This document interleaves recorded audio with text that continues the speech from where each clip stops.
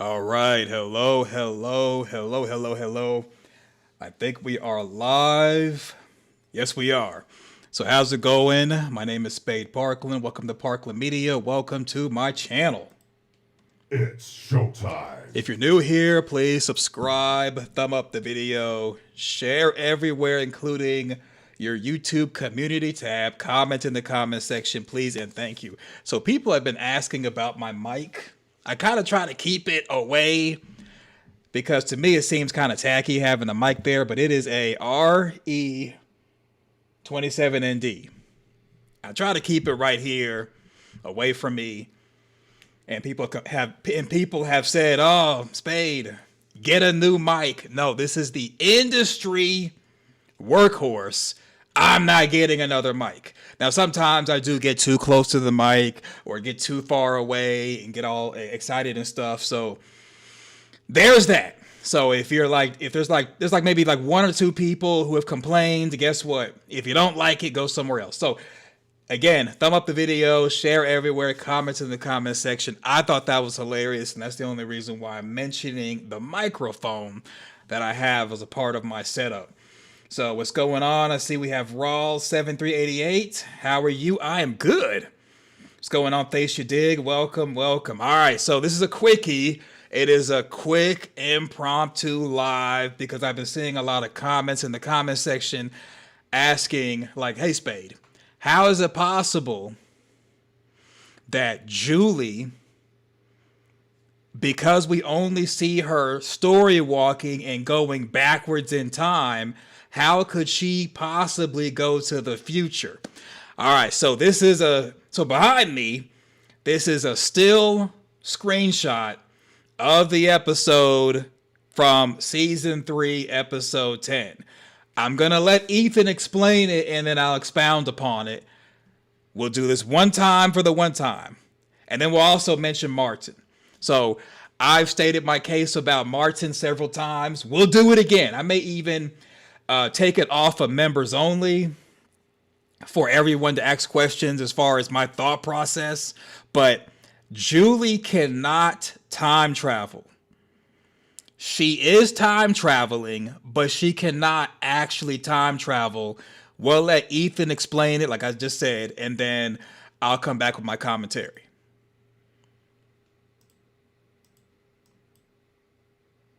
Like I somehow went back to that night. You're a story walker.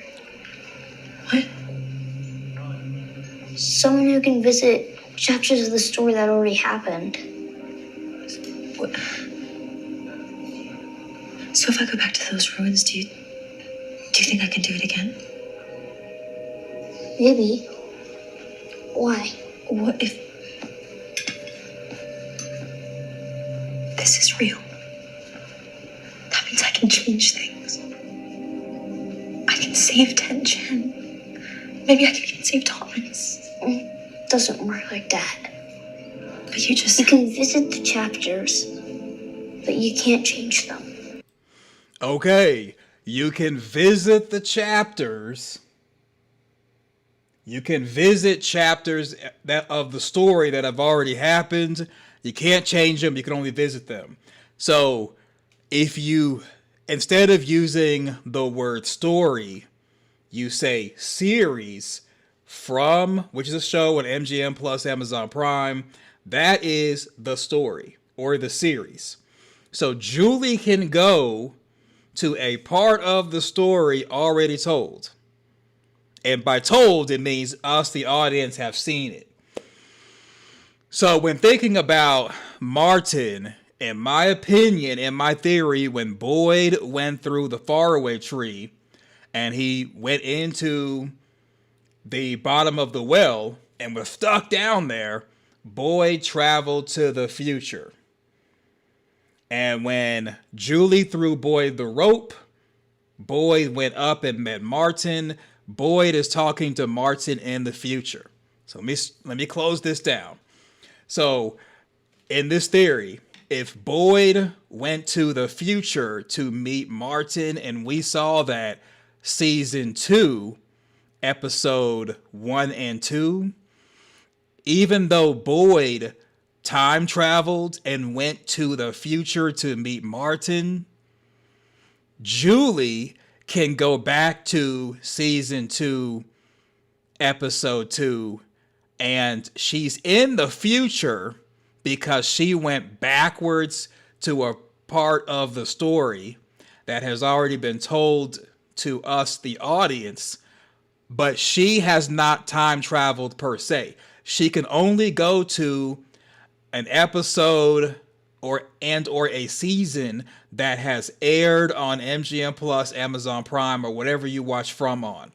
So if Boyd were to go, let's say 5,000 years in the future, season 5, episode, let's say 1, hypothetically, then episode 2 of season 5, Julie can go back to that episode. And in that episode, if Boyd went like 5,000 years in the future, Julie could go 5,000 years in the future to a previous episode of the story or series that we, the audience, have seen that has been told. So that's how Julie's story walking works. She can only go to something that is either currently being aired or has already been aired to us, the audience, or to a part of the story being told from the future, like future Julie, or to a part of the story that's already been told to us, the audience. So Julie cannot story walk as in go to different parts of the story that haven't been told. She can only go to areas that we have seen and visited as far as the show. So here's where it gets tricky, because her ability is also retconning. That is, she's able to be put into the story and she retroactively changes the continuity of what happened the first time. And we don't see what happened the first time when she story walks. So when Julie went backwards to a point of the story already told, talking about Victor leaving the root cellar and going to the massacre, Julie wasn't there. But now she is there. And she always was there because she retroactively changes the continuity. And retroactive just means that you go back. It just means going backwards. And retroactive continuity says it basically means you go backwards and you change what is now considered canon. So whatever happened before no longer happens. So when Julie said on MGM Plus's Instagram that Flight of the Chromonacle helped her to learn how to story walk, and she mentioned timelines, now it becomes weird.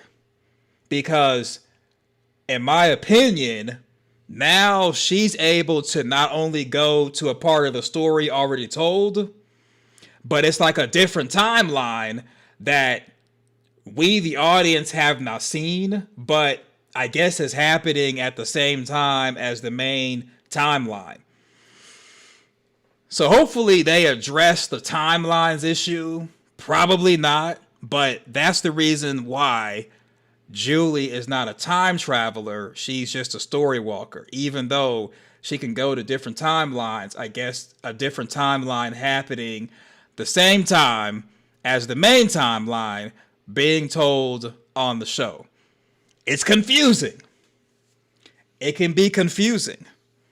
But based off what Ethan has said and based off what we've seen, we've only seen Julie go to areas that we, the audience, have seen as far as the series. And that may be the reason why when Julie was going backwards to a previous point in the story, even though she's going forward in time, in my opinion, that may be the reason why she was going through the tunnels and she was hearing Victor and hearing Tabitha. Matter of fact,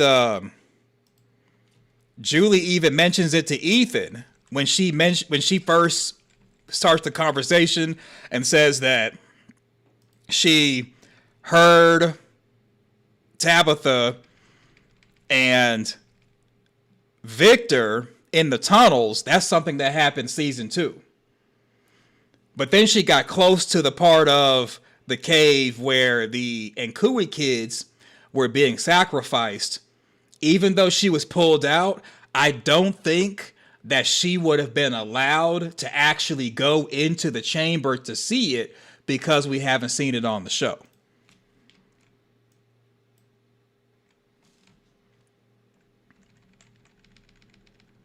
So we're gonna jump to the point where she mentions that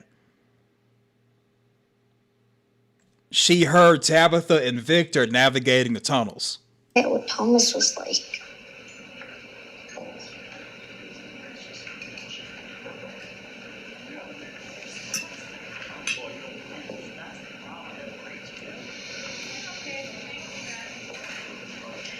I have to tell you something.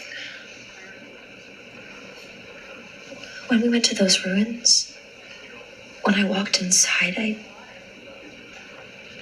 didn't just have a dream. I think I went somewhere. What do you mean? I don't know how, but when we went to the ruins, suddenly I was in a chamber. And I saw me and Randall and Marielle chained to the wall. Okay, so that is season 2, episode 10 that Julie's referring to. What were you doing? We were screaming. I think that's where we were when we couldn't wake up.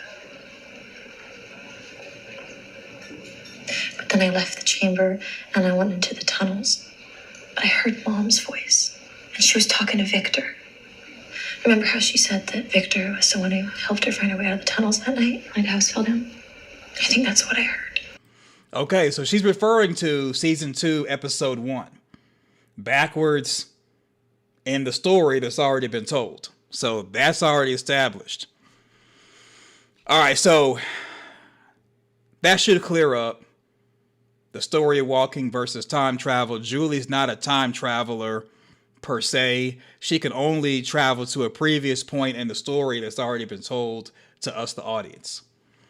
So when it comes to using her ability to save Jim, the attempt that she did, that we saw season 3, episode 10, the same episode towards the end, that was the attempt. So we're going to see from the other perspective of her being in the future. Maybe we'll see that as far as her story walking to meet Jim and then failing. That may be her only attempt to save Jim, which, like the man in yellow said, we got to stop meeting like this, because it's more than likely that she's met him in other situations that he remembers. But it's definitely more than one timeline. So what I'm thinking is that she can travel to a previous point in the story that's been told to us, the audience. And maybe, even though we're seeing one timeline, maybe she can also go to an adjacent timeline of the story that's been told, even though we, the audience, haven't seen it. Which is kind of where it gets wonky and it gets weird, because it's like, well, if she can go to a previous point in the story that we, the audience, have seen that has been told, how can she go to a different timeline that we have not seen and have not been told? And like maybe the timelines are bleeding together because of the story of walking, or pages of the book are bleeding together, or maybe it's more than one book, different versions. When Tabitha was in the Lighthouse season 1, episode 9, and she went up the lighthouse steps, she was talking and calling for Ethan as if they lived there. So maybe the timelines are bleeding together, and what we've seen as far as the story that has been told is being combined with a possibility that was told to someone else. I don't know. So what is going on? Route 7388, Face Your Dig, just the 2. Okay. So thank you for joining me. And then it's members only right now. So the next thing I'm going to do, I'm going to open it up. I'm going to take it off members only mode in case people have questions as far as Martin. Because the Martin situation is where it really gets weird. So now everybody can chat now, not just members. These live streams on Parkland Media have been a member benefit to chat in the comment section of the live stream. Everybody can chat. So it's more than likely people who have comments about Martin. How could this be? How could that be? Maybe they're not going to be on the live. I don't know. But I'll ask you this one question. And we can go back and watch the actual episode as far as in season 4 when she throws, in season 3 when she throws Boyd the rope. So for those who think the dungeon is the same thing as the ruins, or the dungeon became the ruins,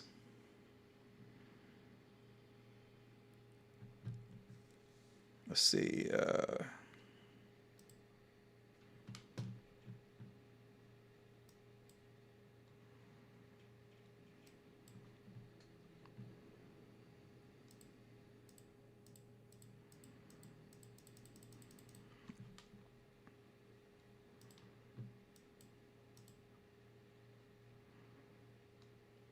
I'm going to pull up the dungeon, or at least screenshots from when we saw Julie down there.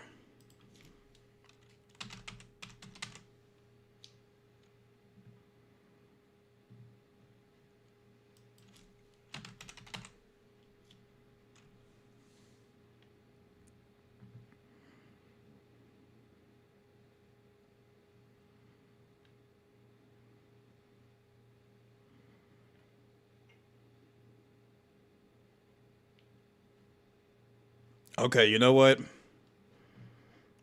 I'll just do the actual episode. Let's see, that was season 3.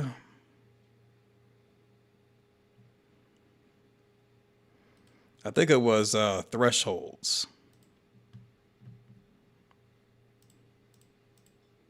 Yeah.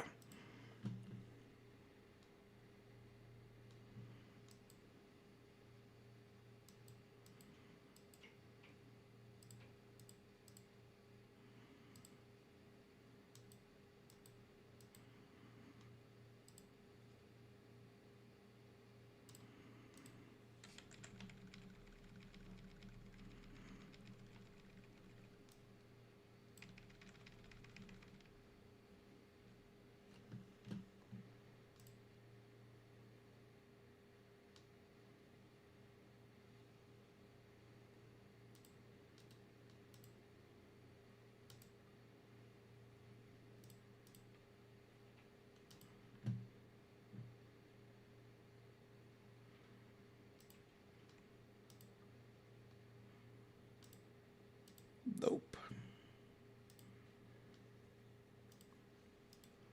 So sorry it's taking so long. I didn't have this queued up. But now we're here. All right. So this is Julie, season 3, episode 8, Thresholds.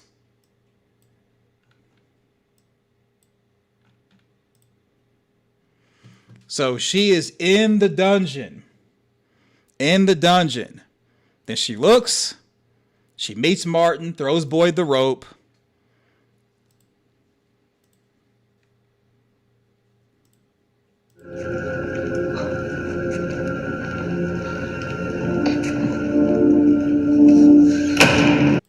Okay, we see her right here. She's going out of the dungeon door, and she's going to walk directly into the tunnel. So she's going directly into the tunnel. So the dungeon was built in the past, connected to the tunnel. The dungeon is in the past, present, and I believe the future. And the ruins are above ground. The ruins were something completely different from the dungeon. So the dungeon is connected to the tunnels. This is Julie going out the door. And now she's in the tunnel. See, that's her exiting the door of the dungeon. Now she's in the tunnel.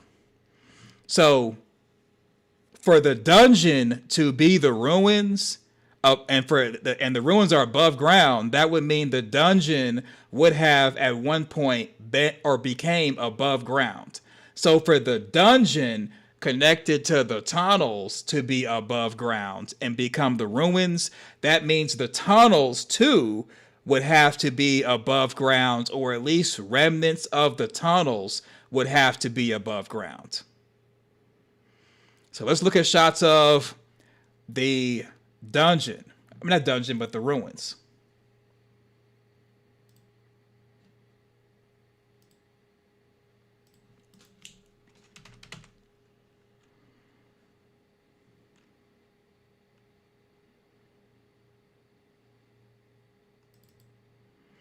Okay, here's one screenshot of the ruins.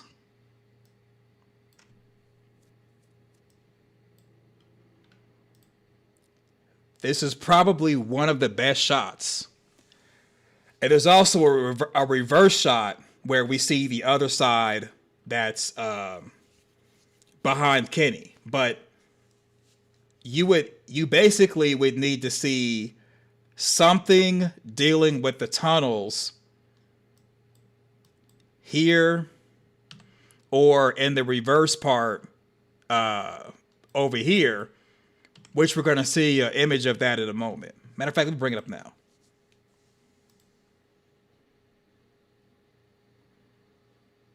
So this is the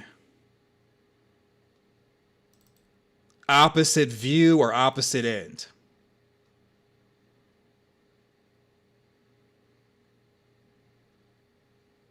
Actually, it's the same view. Let me see.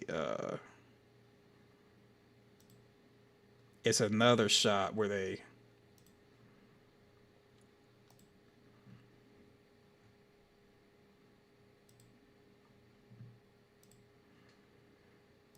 Because in both shots, basically, we're looking at Boyd. All right, here we go. So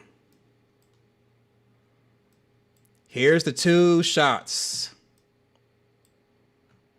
that shows you both sides of the ruins.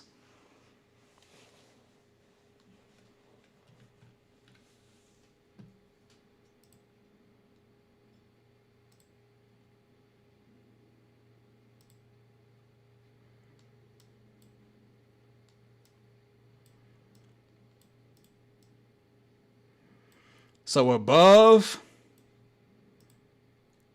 you can see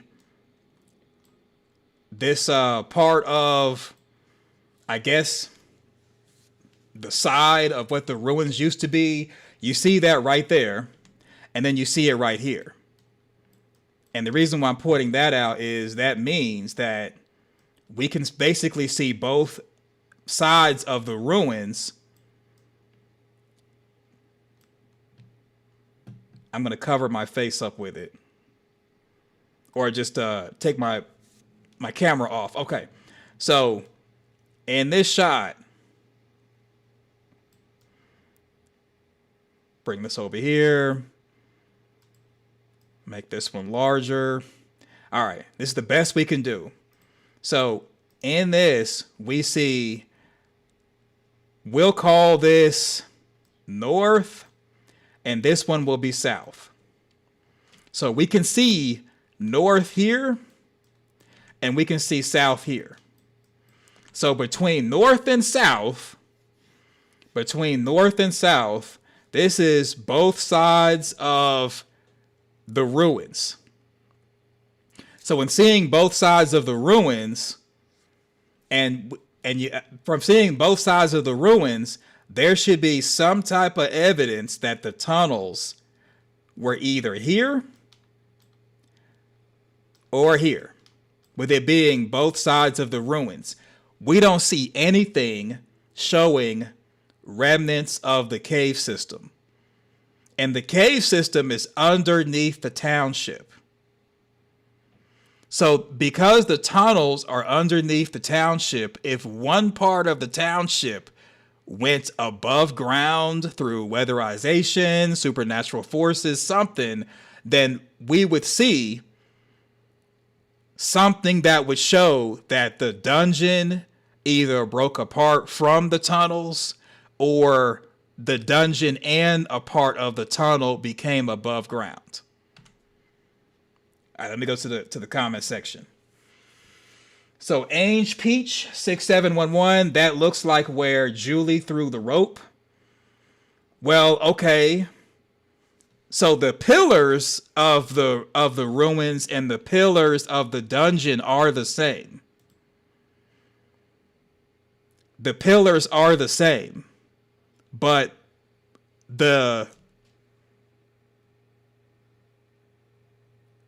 I guess the well that Boyd was in, we don't see any remnants of the well anywhere.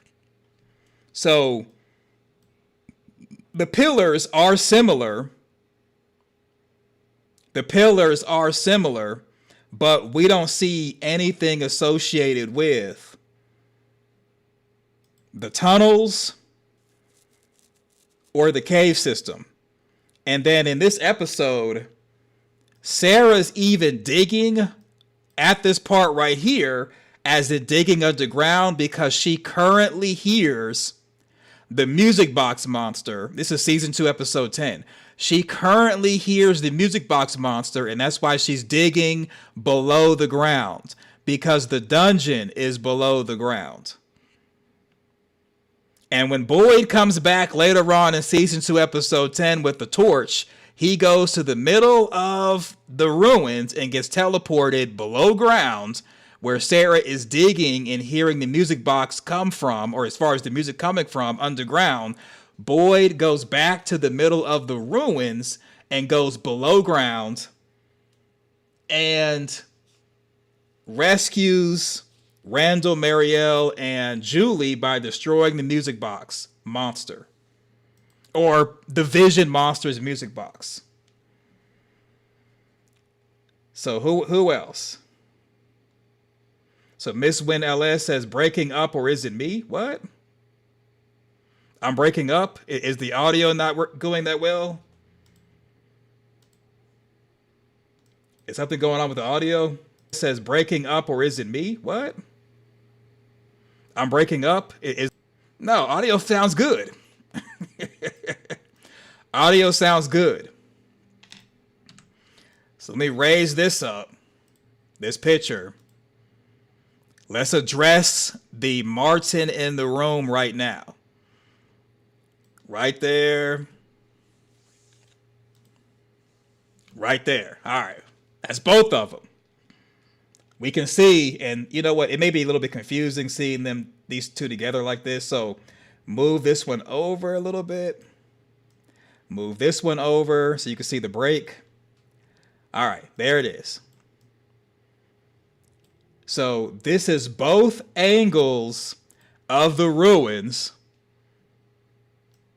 North, south. We've deemed this to be north and south or whatever. And we see Sarah digging at the ground because she hears the music from the music box monster underground, season 2, episode 10. And Sarah can hear voices, but Sarah cannot hear voices necessarily from the past, present, or future that we know of. What we believe is that she's hearing voices that are like right now. So if you have a theory, well, maybe she's hearing voices from the past or voices from the present and future. That's a yoga stretch, and I would accept that. But she's currently hearing the music box monster in the scene, season 2, episode 10. She's hearing the music box monster's music underground, and that's the reason why she is digging. She is currently, well, in this scene, season 2, episode 10, she's digging and hearing the sound underground. And I think that's the reason why Boyd was able to come back with the torch, go to the middle of the ruins, and be transported underground into the dungeon. And again, the dungeon is connected to the tunnels. Let me bring that back up.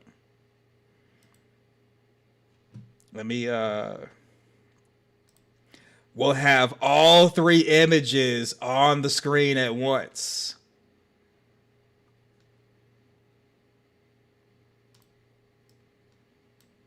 All right, so this is season 3, episode 8. All right, all three images. Let me back this up. Julie is going, she's leaving the dungeon and going into the cave system. So the dungeon is connected to the cave system. The ruins have no evidence on either side of having been connected to the cave system, the tunnels, the chambers, all of that. And then Sarah is also digging down into the dirt during the scene as if she's listening and hearing the music box monster. And Sarah's even saying that it's right here, and she's digging at the ground, moving the rocks. So what y'all got? So Guns N' Roses 87 sounds good to me. I'm so glad that Kenny didn't pass away. Okay, so Miss Win LS says better when I logged on now and relogged. Okay. Michael Sullivan says this one is a little too big to be continuity. You mean like a continuity error? I mean, I don't know. This is what the show has presented to us. We've seen. I mean, we see Julie walking out of the dungeon, going into the tunnel system. I think when Boyd walked out of the dungeon, he was transported to the middle of the ruins, back to the main timeline. That's the reason why with Julie, the camera, even though there's a cut, the camera follows her while she walks into the tunnel. Whereas with Boyd, it was almost like there was a transportation to the middle of the ruins.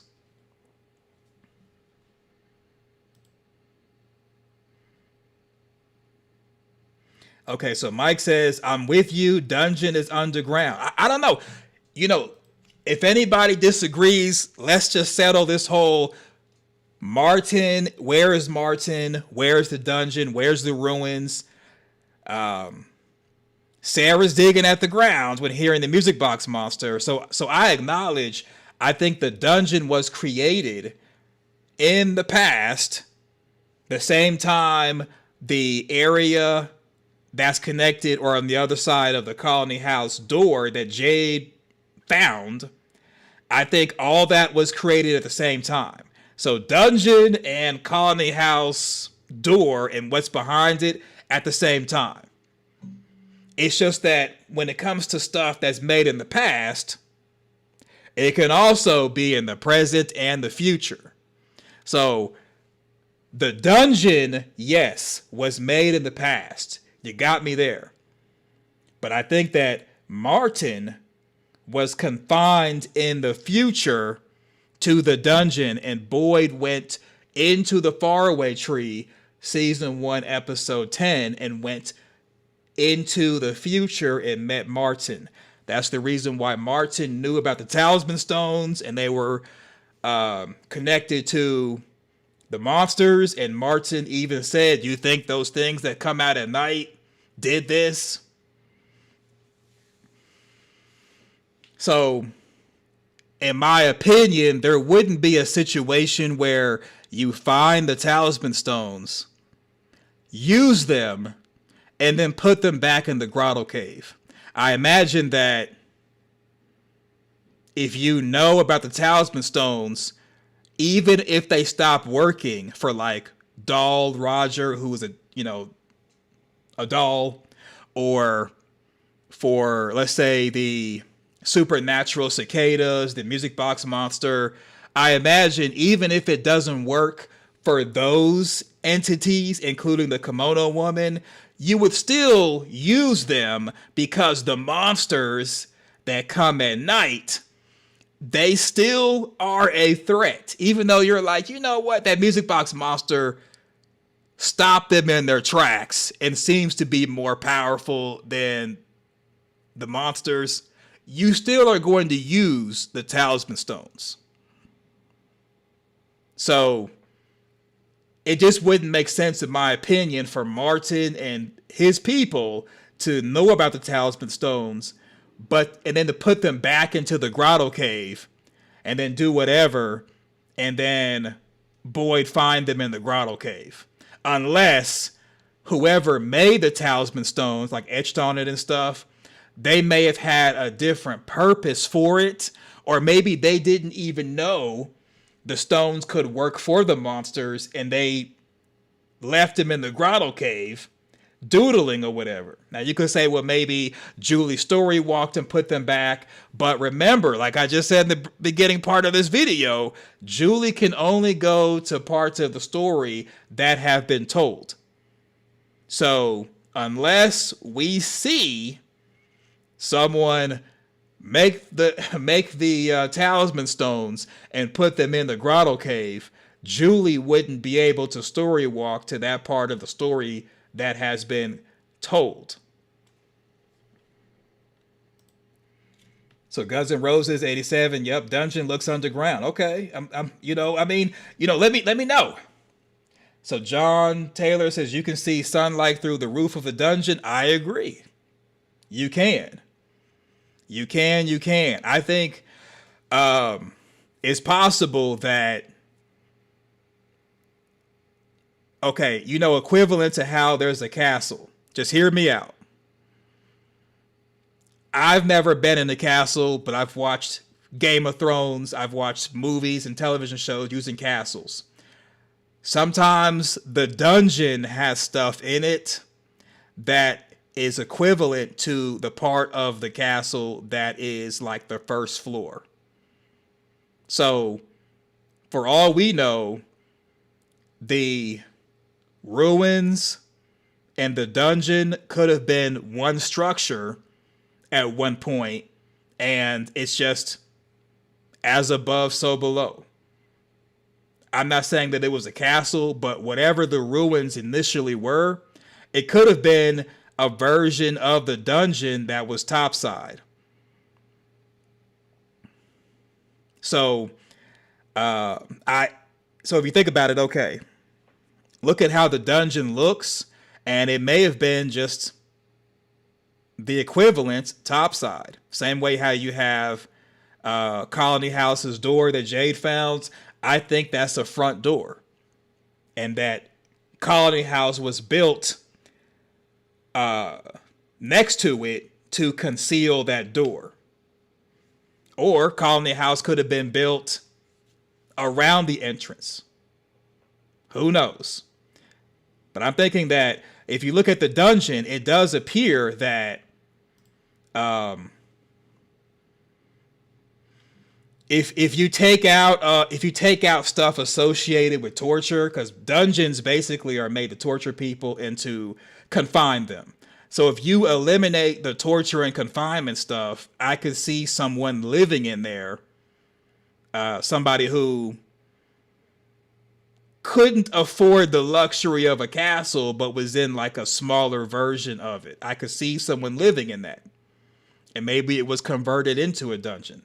We could what if all day, but seeing Julie walk out this door, seeing light come from the top part of the dungeon, seeing this angle, which we're calling this to be south and this to be north, or maybe north and south, whatever, but seeing both sides of it and not seeing any remnants of tunnels, cave system, or chambers. And then Sarah is physically digging down, saying that she hears the music box monster below.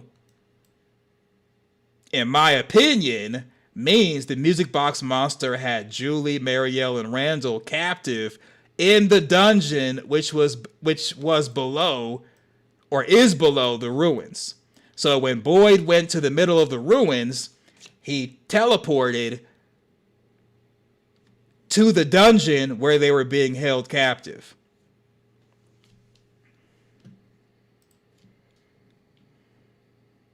So Iyad62817 says, I mean, sure, but why there's ruins in the future? Well, okay. We don't know if there's ruins in the future. So right now it's 2026. There are ruins from war-torn countries. In the past, there were complete structures. But then let's say after a war happens, what's left over are ruins. Those ruins can be there for thousands of years, especially if you're talking about stone. Stone, marble, stuff like that lasts a long time.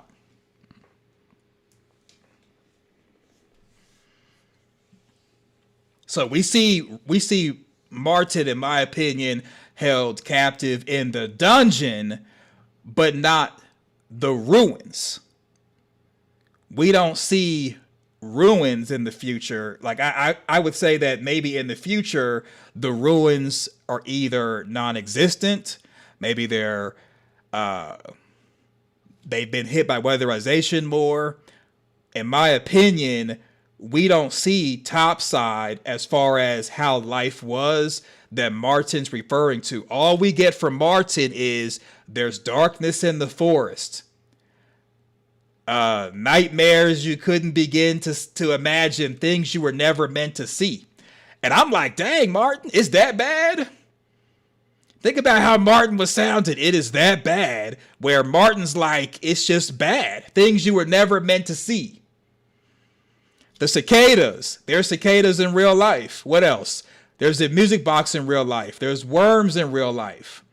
As far as the monsters, Martin already acknowledged that monsters did not keep him confined in the dungeon, and he knew about the monsters and the talisman stone. So let's rule that out. What else? The kimono woman, I mean, she don't look that bad. Roger was created. The dolls came from Tabitha playing with them and threw them in the lake. We have not seen anything on the show that could be classified, in my opinion, as things you were never meant to see. Nightmares you could not begin to imagine. Darkness in the forest. Boyd and Sarah were in the forest a whole night. They got dragged to a spider's nest. I've seen spiders in real life. I've seen spider webs in real life. They were dragged, and I mean, they went to bed. So, yeah, it's darkness in the forest, all right, but, you know, are we afraid to get dragged? I don't want to be dragged, but Boyd and Sarah survived. Matter of fact, when Boyd and Sarah were dragged in the forest, they were dragged before meeting Martin. So I don't know. What are the things that Martin was talking about? Have you ever wondered if maybe this is all just a dream? Yeah. So I get your point now. Okay. John says Martin tells Boyd after he gets out of the well, you made it. It's such a long climb. Do you think Martin climbed out the well himself before getting captured? He might have.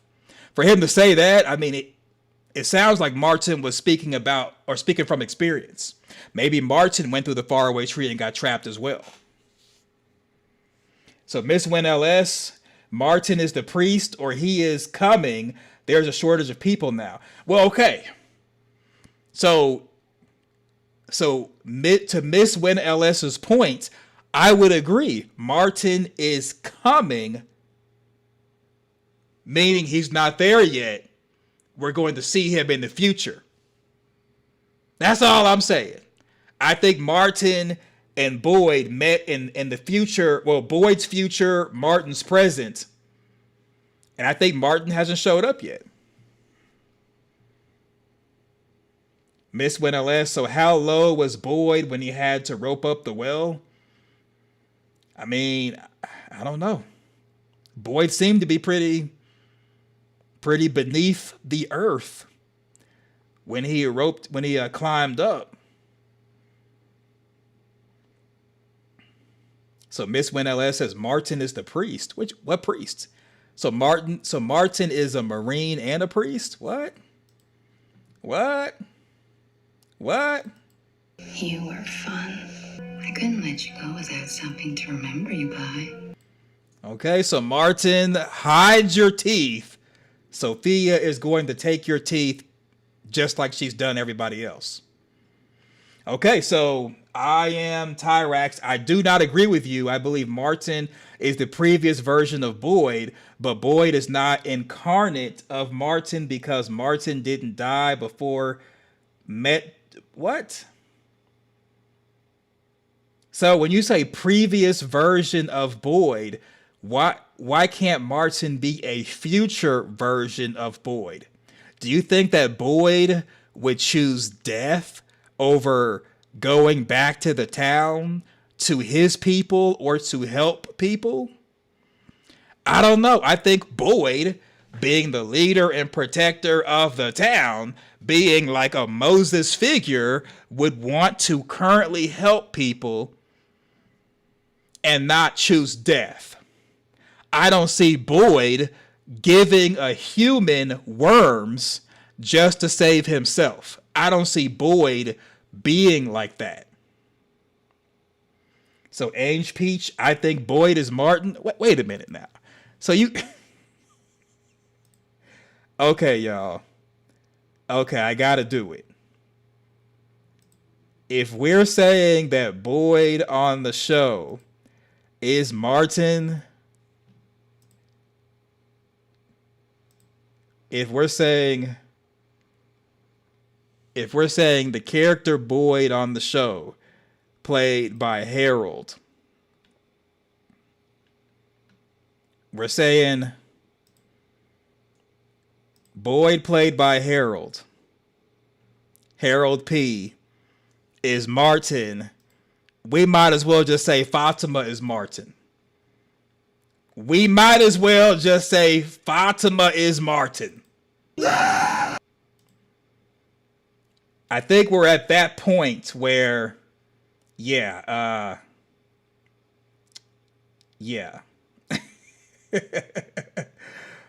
Pretty much, Fatima is Martin. That's where we're at.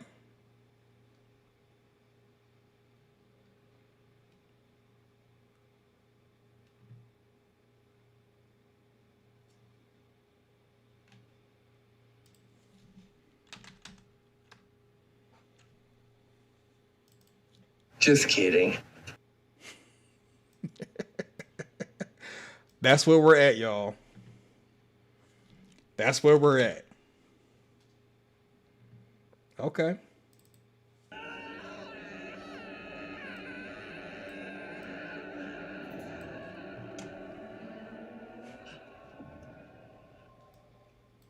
Just kidding. Yeah. Okay. I can dig it. You know, here, there are no wrong answers. There aren't any wrong theories.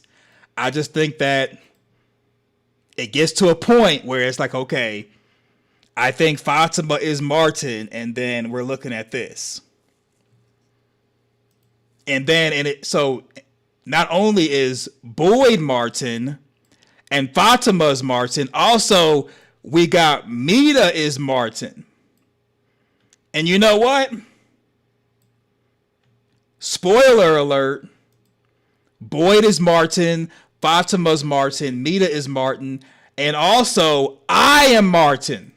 It's time to play. Yeah. We all about to get some about to get some play time. I like it. Who else is Martin, y'all? Who else is Martin? Who else is Martin. I like it. I like that theory. I like it. No. Miss Win LS. I like that idea. We all are Martin. I like it. I like it. I like it. Spade is Martin. See, there we are all Martin. See? I think you have a problem, Kenny. Yeah, Kenny's gonna have a problem because he doesn't have a Boyd anymore. So now Kenny's got to also step up, and now Kenny becomes Boyd. So Boyd is Martin, Kenny is Boyd, I'm Martin, Fatima's Martin, Mita is Martin. We are all Martin. So we're no longer Negan. This is not The Walking Dead. We are no longer Negan. We are Martin. I say, let's do it. Que sera, sera. Whatever will be. The future's not ours to see. Que sera. Yeah, the Golem is Martin. I mean, I like it. I like it.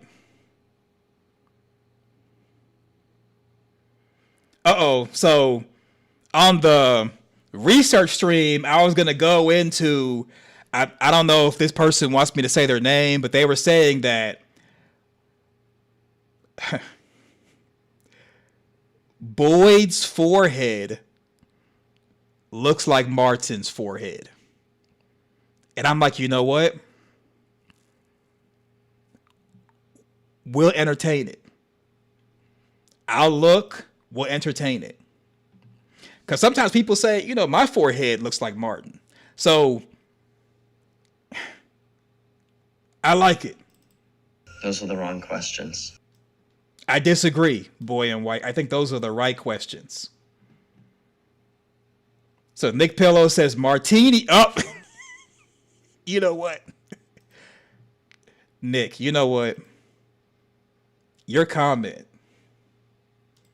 Your comment, sir.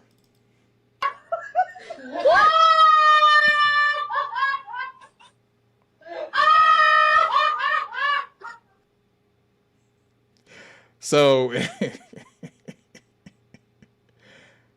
so Nick Pillow says Martini sounds nice about now. So there we go. We're not even Martin anymore. Now you are what you eat. We are what you consume. We're martinis. Okay. So I'm just poking fun. So Guns N' Roses says my 1985 Pontiac Trans Am with a 406 Chevy small block is Martin. Yeah. I mean, that's what I'm saying. Like, I think there are no wrong answers. And even though we're being silly, I think it's all good. Oh, okay. Sure. Yeah, it's all good.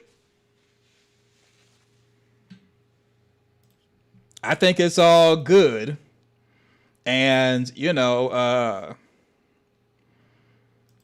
this is pretty much all I had for the live stream. Thacia Diggs says Martin is in all of us. This is all I had for the live stream. At this point, there's nothing left, y'all. There's nothing left except for kind of wrapping it up. Not saying I'm going to end the stream, but just wrapping it up. So story walking is just going backwards to a previous point in the story, not time traveling. But if someone has time travel, like I believe Boyd has done, Julie can go to that part of the story where time traveling has taken place, and technically she's time traveled. And then ruins above ground, dungeon below ground. And also, we are Martin. I think that is a great takeaway. Someone email John Griffin and let him know we need a season 6. We are all Martin. There it is. Yeah. And guess what? Even the monsters are Martin. There it is. There it is. There it is.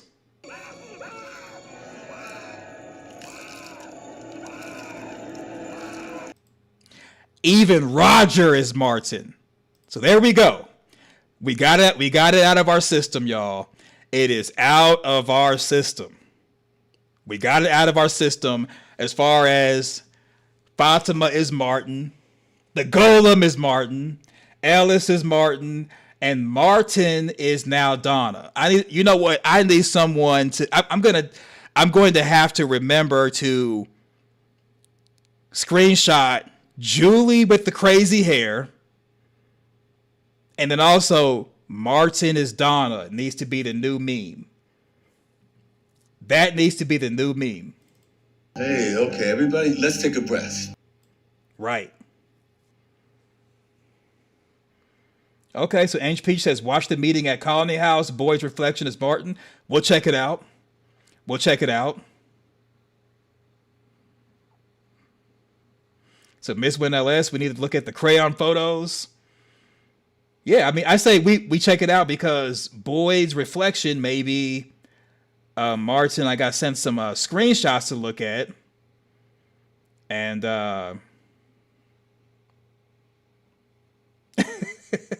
so Axie Liv says, after this immaculate theory craft, I have no other option but to subscribe unless the sub button is Martin. But guess what? The sub button is also Martin. So I don't know what to tell you. Just kidding. I don't know what to tell you. All right, let's see. So I haven't seen anyone else needing clarification on the... Yeah, we'll look at the pictures.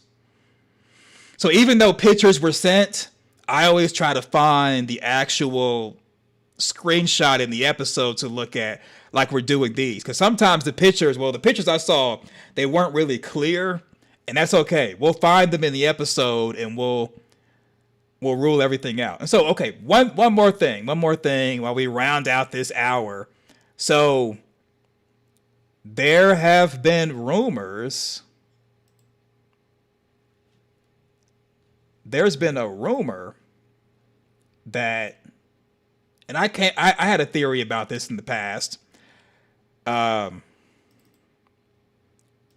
been a rumor that Miranda came into the township in Christopher's car.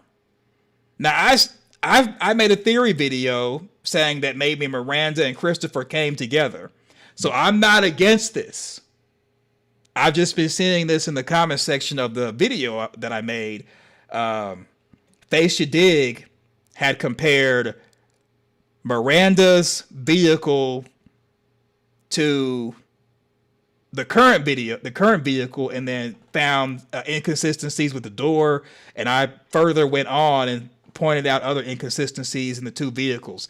But there's a rumor. Maybe this is the reason why Henry is beside himself. There's a rumor that Miranda came in the township in Christopher's car. So we do see the inside of Miranda's vehicle in episode 7 that we just saw. I'm going to bring up that right now as far as Miranda. And so I'm using the thumbnail that I had, but if we need this thumbnail without the pictures or the infographics in the text, I can do that. I got it in my file. But if everybody's okay with the thumbnail, we'll use a thumbnail, because we're not talking about Miranda's vehicle 1 and Miranda vehicle 2. I think we're all kind of confirmed or agreeing that what Tabitha is looking into that's supposed to be Miranda's car is different than the Miranda car we saw on the flashback. And that's why I think that Tabitha remembering a different vehicle from a previous life is because Tabitha and the rest of the Matthews came from a different timeline. Maybe that's the reason why Julie is able to go to different timelines per what she said on from MGM Plus's Instagram. Maybe that's the reason why she could do different timelines, even though her ability is supposed to be going to a previous part of the story. But this is Christopher's Car, season 2, episode 5, right here, with Eloise's drawings in Christopher's trunk. And then this is Miranda's vehicle that we saw episode 7, season 4, that Tabitha's looking at. Victor said season 2, episode 5, before sitting on top of the vehicle. Well, Jade actually is the one who said this was your mother's car, Miranda's car. So Victor sat on top of this vehicle and listened to Jade play the violin, and this was Miranda's vehicle. Jade said that. Victor did not deny it. So this vehicle, the top of it and the side, looks similar to this vehicle from season 2, episode 5. Both of these are Miranda's. So how are we getting that Miranda, I guess this Miranda came in this sport vehicle or this muscle car? Because this vehicle has leather interior and has this steering wheel, it still could be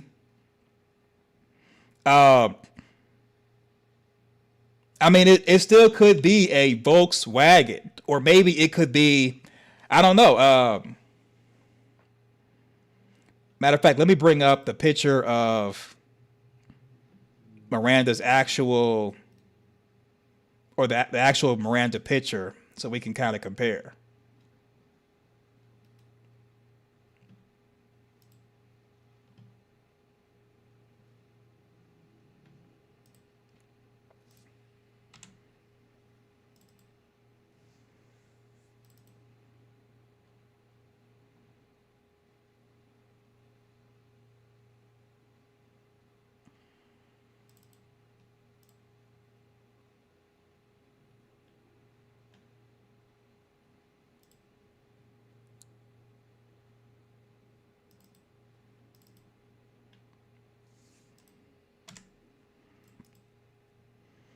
Okay, that's better.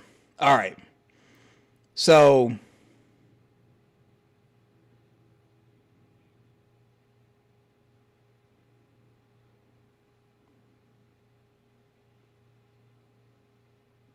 I could see people thinking that this is a muscle car, maybe because of the steering wheel. I mean, it does kind of appear to be somewhat of a muscle car based off the steering wheel.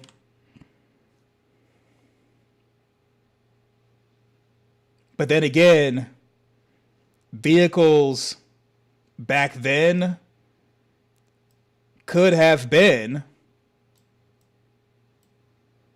all having the same inside, because what makes a muscle car is the engine, not necessarily what's on the inside of the vehicle.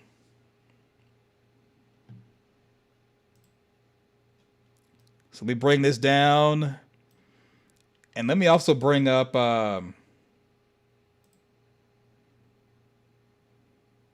what Tabitha was looking into.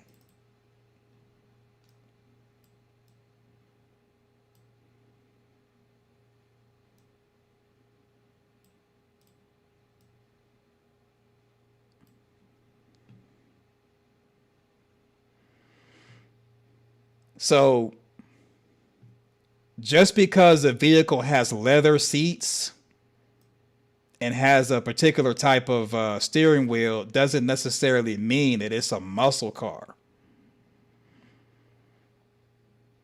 I don't know. I mean,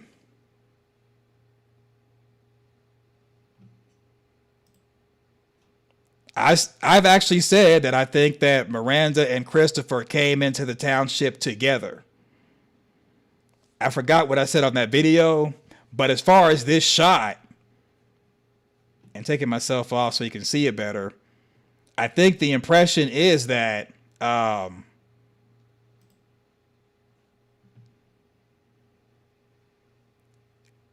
this is Miranda's car, but it's different than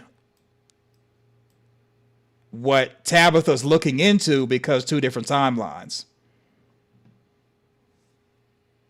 Now, okay, let's go down the rabbit hole. Let's go down the rabbit hole.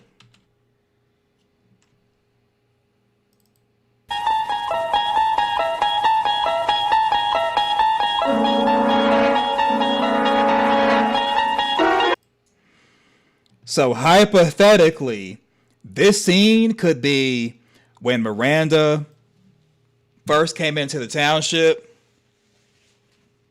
and she's at the tree, and maybe Christopher got out to investigate the tree. That could be. And maybe the children are in the back seat, or there is no children. Could be.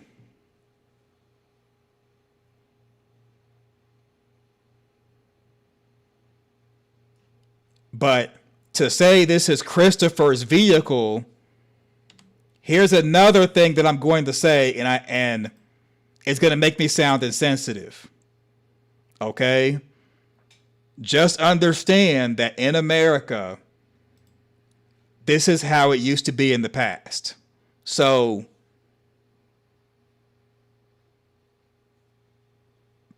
men used to not view women so highly, and men usually would be the ones to drive. I'm trying to keep it family friendly. I have a family friendly channel. If this was Christopher's vehicle, Christopher would be in the driver's seat driving. He would not let a woman drive his vehicle or drive period, unless it's her vehicle. Do you all kind of catch what I'm saying when I say that? Like, if Miranda is in Christopher's vehicle, he would not let Miranda drive because of how men thought, especially in the late 70s, early 80s. Do y'all kind of pick up what I'm putting down? Yeah, see, I mean, and even now it's kind of like that, where if you have a man and a woman together, the man is going to be driving his vehicle.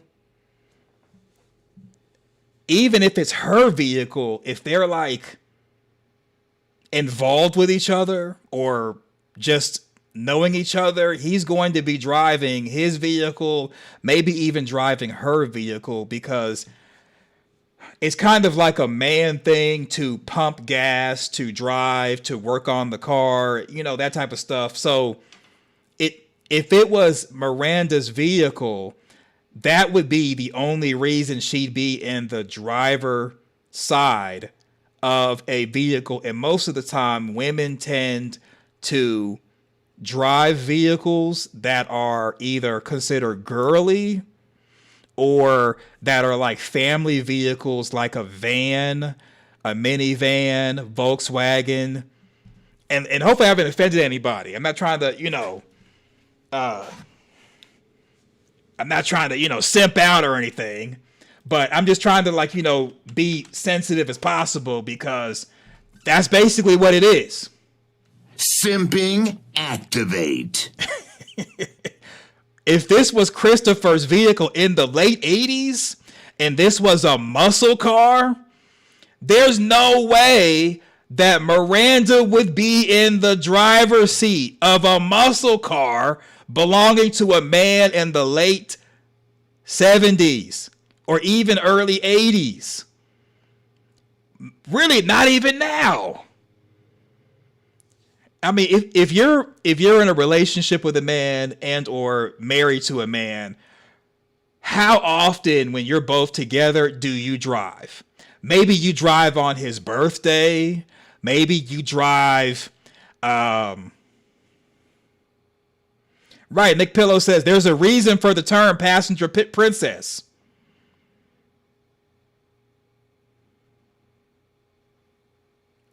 Right. Miss Winella says 1970s women choices of professions were limited to. Yeah.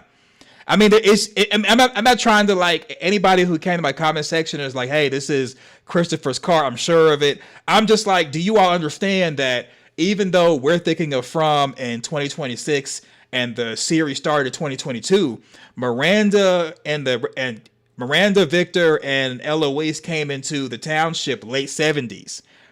And you could even say maybe even early 80s. The mindset of men in America was completely different than it is now. Men are more open-minded to women being in men's professions, being in the military, even driving. And women are more open-minded to owning and driving a muscle car, a fast car.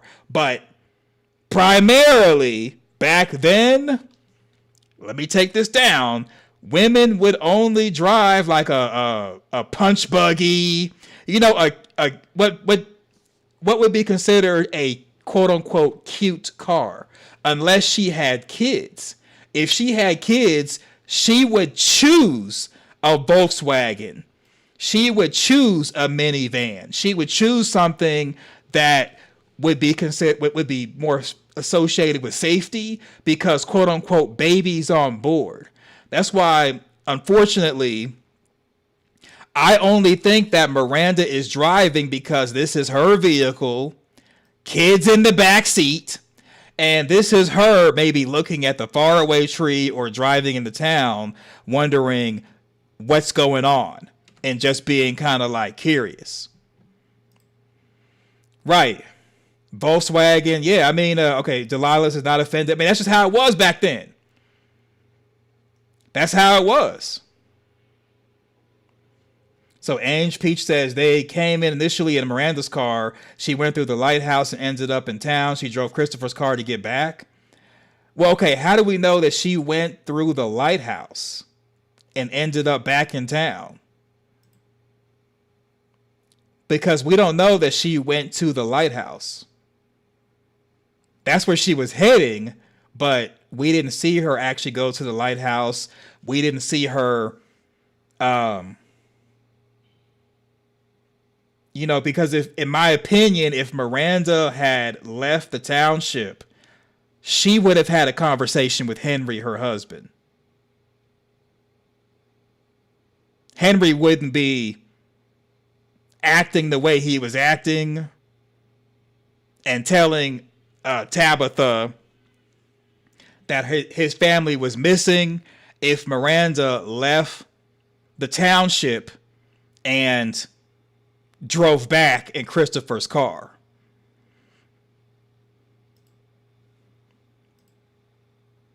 So Ange P says same path as Tabitha. Well, how do we know that? So Miss Win LS, the windows were not broken. So in this shot, the windows more than likely aren't broken because she just got to town. Or just got to the township. Or maybe this is just before Fatima played Smash Brothers with the vehicle.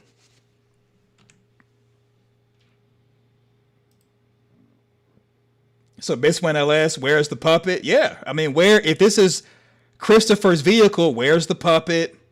Where are signs that a man is even in the vehicle? And I'm here to tell y'all, if this was Christopher's vehicle that Miranda is in, she would not be on the driver's side of a muscle car that belonged to a man, especially late 70s. And I know we're talking about the late 70s, early 80s. There's just no point in American history where men were letting women drive, letting women lead, taking women seriously. It's just this is a 2026 thing. I know some of you all may be in your 20s and you're thinking, oh, it's always been stuff like feminism and this and that. No. America has been completely different in the past. Completely different. There would be no Miranda on the driver's side of a muscle car belonging to a Eurocentric man? Ain't no way. If she gets in the driver's side, he's going to be like, I'm not even going to say what he would do. He probably would find it cute. And if she's like, I want to drive, it would be like, you know, them hanging out, being all cute and stuff, but it wouldn't be serious. It wouldn't be her in his vehicle, like seriously driving. It'd be like, no one touches my vehicle, get out. And he would call her a name and maybe even do more than that. And Christopher, let's say if Christopher did get out and go look, I'm telling you, Miranda would be one seat over in the passenger side doing that. It wouldn't be Miranda's driving Christopher's muscle car and Christopher is on the passenger side. The whole being open-minded to stuff like that, that's a 2000s thing. That's a 2000s thing.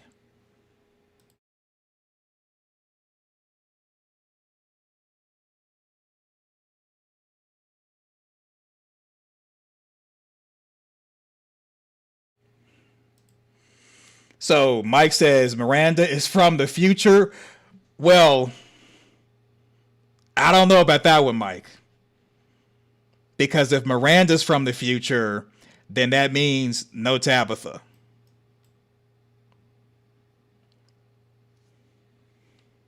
I don't know.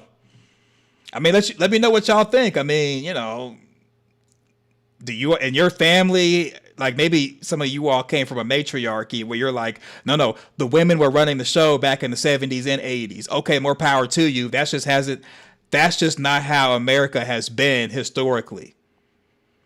America, and remember, From takes place in America. America has and always, well, I'll say America has always been a patriarchy. It's always been a patriarchal system. You all can say, well, no. Back in the 1920s, there was a whole women's suffrage movement. Let me get the. I'm not trying to hit y'all with a history lesson. I'm just doing this brief thing, and then I'll move on. Okay, so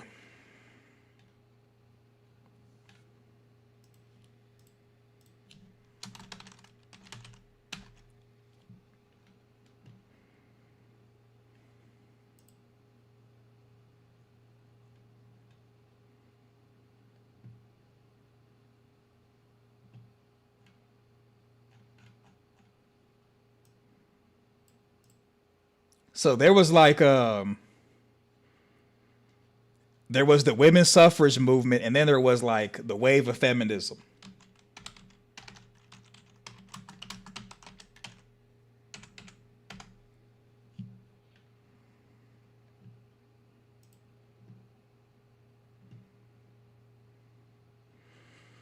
So the second wave of feminism ended in the 80s. And things like Roe v. Wade were 1973. So I'm here to tell you that, yeah, Miranda would not be, like, even though legislation was passed and there were movements and stuff, it wasn't really till the 2000s that men and truly embracing equality really happened. So you all may disagree and be like, nah, Spade, you're wrong. Right. So Guns N' Roses says, besides going to work, grocery store, my mother never drove her car until my father passed away in 2012. My dad was always the driver. Yeah, even when I was married, I always was the driver. One day I actually was in traffic with my ex-wife and I'm like, hey, why are the men always driving? And she looked at me and smiled.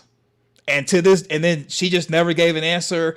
I never had an answer. It's just, I've always known that men open the doors, men are the drivers, men pay for stuff like dates. I mean, this is just something that has always been. So to have something like this, where Miranda is driving Christopher's car and we're saying it's a muscle car? What are we doing? What are we doing? Ain't no way. Ain't no way. After seeing all the slop out there online about it and just people having... Oh, right. I mean, it is what it is. I'm trying to like tiptoe lightly through the subject, but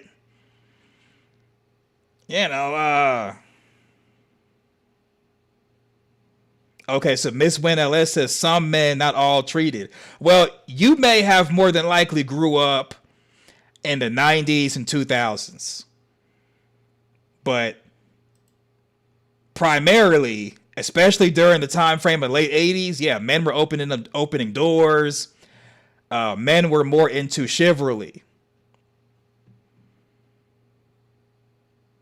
So Nick Pillow says that's enough evidence to debunk them arriving together. Well, I mean, okay.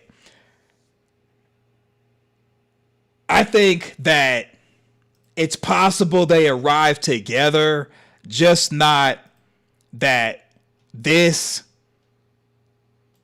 is Miranda driving Christopher's car. That's the only claim that I'm kind of giving pushback on, is the idea that Miranda drove Christopher's vehicle in this shot. So it's possible they could have met in the outside world. I mean, Miranda did take the LSD and opened up her mind, and she may have remembered past lives, and maybe Christopher remembered some stuff too. And they somehow connected before going into the township. That's possible. That's possible. Only pushback that I'm giving is Miranda arrived in Christopher's car, and she's on the driver's side of his vehicle. I'm just like, ah. So I just saw that in my comment section. It was like, are we sure? Because, not just because it's a muscle car, but men usually won't let, women drive on the driver's side unless it's her car and she wears the pants in the family. So you might say, well, maybe she was wearing the pants in the family with Christopher. But the rumor is that Miranda arrived in Christopher's car, not that Miranda arrived in her car and she's wearing the pants in the family. Her and Christopher are together.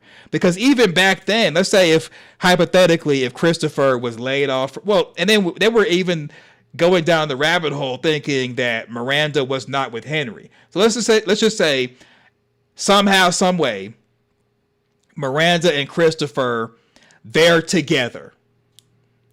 Christopher lost his job for whatever reason, and now Miranda is the breadwinner. Christopher still would be driving. He still would be driving, even though matter of fact, he would be driving the speed limit and would definitely listen to Miranda in the passenger side if he lost his job, they together, and he's driving. I mean, Miranda would be on the passenger side bossing him around, and he would listen because she's the one paying the bills and wearing the pants, but he still would be driving. So it's just not really possible, in my opinion, where anyone could come up with a theory as to how or why Miranda would be in Christopher's vehicle driving, and it's supposed to be a muscle car. And we're talking late 70s, early 80s. It's just no way that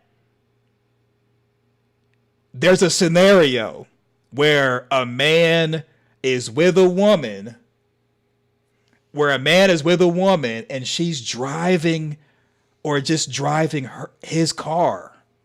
Even if it's her car, he would be driving and pumping gas. It's just no scenario. So Miss Winella says, Christopher the Puppet Man, I don't see them together. I mean, I don't really see them together unless both their eyes were opened and they met in the outside world and they were both traveling to the bottle tree in the park. Or maybe Miranda had an affair with Christopher. I mean, there's a lot of different scenarios that would be palatable, but the theory that Miranda arrived in Christopher's car, she's on the passenger side driving, and it's the late 70s, early 80s, and maybe he got out to go check the faraway tree or the tree being down in the middle of the road, and she's driving? Yo, I just don't see it. I just don't see it. I just don't see it, y'all. Maybe some of you all are like, nah. So B Brock VA says, what if Miranda stole his car? What? See, now we are doing a yoga stretch. Nothing wrong with that. But I think the yoga stretch on that one is going really, really far, that Miranda stole Christopher's car. But I guess, okay, if she stole his vehicle while in the township, I think she'd be more in a frenzy like she was when she was running through the forest. Let's say she stole his vehicle before going into the township. Well, now does she have her kids with her while stealing his vehicle? I don't know. I like that theory. I like that idea, but I think it's Fatima's Martin. I think it's Fatima's Martin. Right, Miss Winella says, with the kids. Yeah. Stole Christopher's vehicle with the kids in the back. She's Thelma without Louise. So Michael Sullivan says, Jade even played the violin there. Should have remembered which dang car used to be his. Yeah. Right, and Jade was Christopher. So Miss Winella, who started the rumor? I don't know. I just saw it in the comment section of the video I just posted to this morning when I was saying about the different timelines of how Tabitha was looking through the window.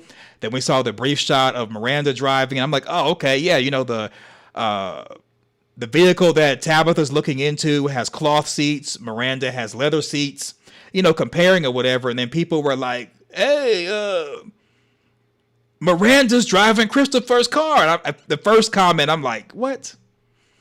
I'm like, okay, whatever. Then I saw a second comment, then a third, then like four. And I'm like, okay, either you all saw this on Reddit, another content creator said this, or one person in the comment section said it. Other people are repeating it. And I'm looking and I'm like, that's when I made this, this picture over here on the left over here. I'm like, you know, there's different vehicles. This is Christopher, season 2, episode 5. And then Christopher's vehicle with Eloise's drawings in the back of it are much different than this Volkswagen right here.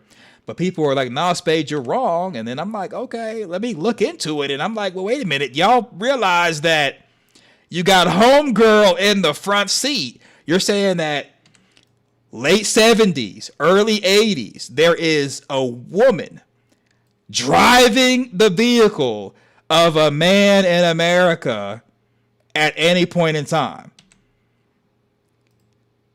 I'm all for yoga stretching. I'm all for going down the rabbit hole, thinking outside the box. But you all realize that there's some boxes in America's past that are just there. And you could say, well, maybe this, maybe that. But I'm like, y'all realize you're starting it with the idea that a woman is in the driver's side of a man's vehicle and driving a man's car. And this is the late 70s, early 80s. I don't know. I'm just like, I don't know. I don't know. So Raw7388 says, what if Miranda and Christopher had a thing going on? I mean, okay, if they had a thing going on, I doubt that she would be driving, though.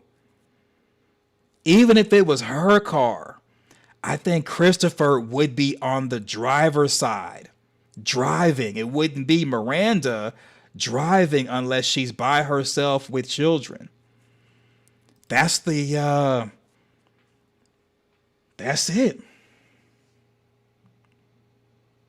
So Red Star says maybe somebody, I mean, I did see something in Discord about it. I haven't watched anyone's video, but I'm just like, I did post a picture of showing Christopher's vehicle and Miranda's, how he's got a muscle car and Miranda had a Volkswagen, and people were like, no, Miranda during episode 7's in Christopher's car. And I'm like, driving?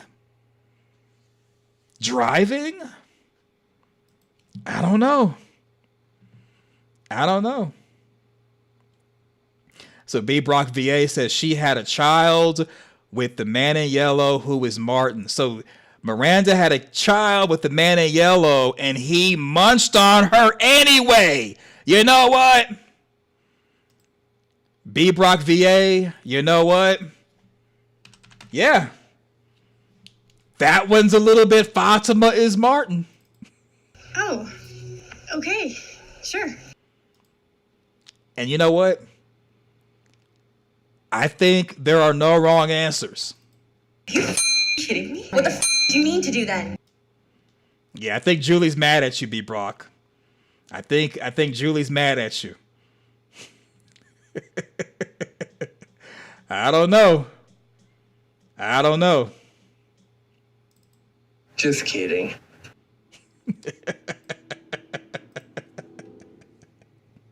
So B Brock says Christopher was in the back seat tripping on. He might have been. I think you have a problem, Kenny. I killed your father, you know. He made such funny noises. Do you make funny noises? Yep, funny noises, funny theories. We're here for it. There it is. So Red Star 26 says, this show isn't that accurate as far as sexism. Most of the men are far better than the average American man. Even Randall changed for the... Well, okay. So Red Star 24, this is 2022 to 2026 men that we're looking at on the show. I'd agree. The men on the show are better than a lot of men in real life. However, we're talking about late 70s, early 80s. It's a different type of person back then. It's a different type of person.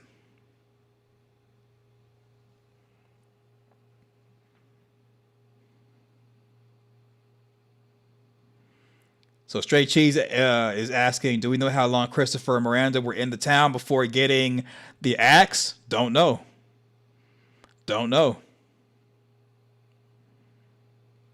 So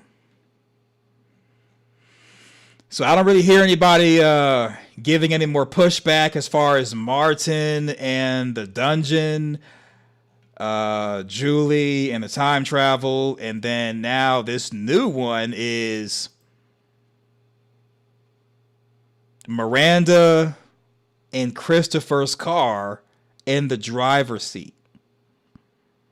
So this is the third one that we're looking at, and I don't know, y'all. I don't know. Right. So Guns N' Roses is right.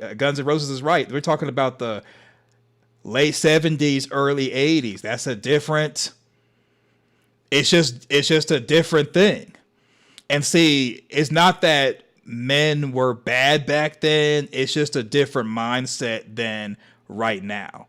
So in my opinion, it just wouldn't be a scenario where Miranda is in the driver's seat of someone else's vehicle or a man's vehicle driving. It just would not be a thing. Now, it would be a thing if she's by herself with the kids in the back, or this is her vehicle, but different. And so the way I interpreted it is that Tabitha's looking in the vehicle and she kind of gets glimpses of being Miranda in the same vehicle. And the vehicles are different because 2 different timelines. That's the takeaway I had. That's all I got from that. But when I started seeing Miranda's in Christopher's car, I'm like, what? What? That's when it became a little bit interesting because it was more than one person saying it. And I'm like, what? Where are we? And then let's just, okay. Without considering Miranda being in the driver's seat of Christopher's car, what else can we say would lead to this being Christopher's vehicle as far as this one right here? I mean, what else could we come to the conclusion of? Because just because there's leather seats and just because of the way the steering wheel looks doesn't necessarily mean that, I mean, you could say, well, this right here indicates that it's a muscle car, but not necessarily. I mean, this is just a steering wheel design. Even the front right here, I mean, you could say, well, that's the muscle car. This is a muscle car dash that we see. I mean, you could make that argument, but if you make that argument that the inside of the vehicle looks like a muscle car in the past, then you would also have to make the argument that Miranda was driving Christopher's vehicle and that basically he is in the passenger side of his own vehicle. It just wouldn't.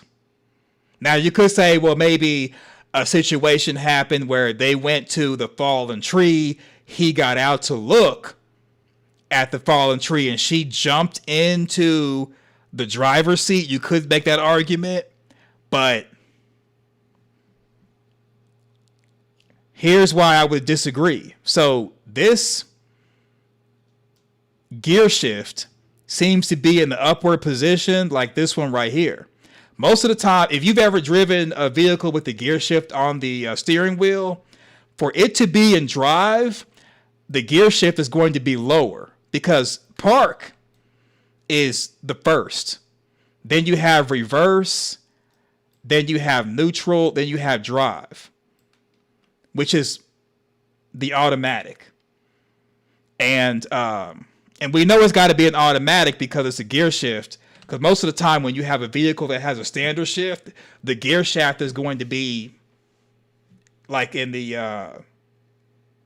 in between the seats, as far as if there's like an automatic, I mean a standard shift. So this right here is more than likely in park.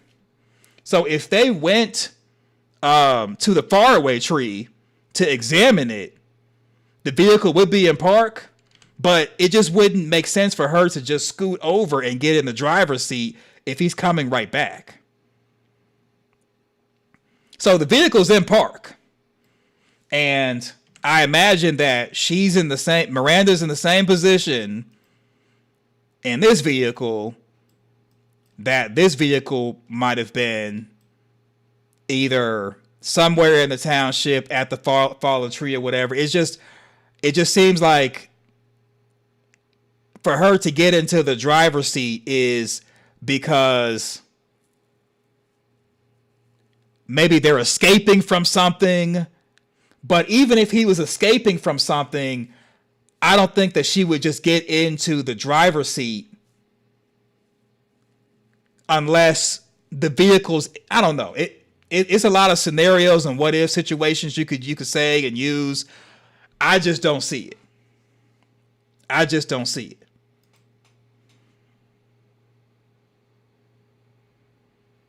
So Ross 7388, can you clean up the rear view mirror?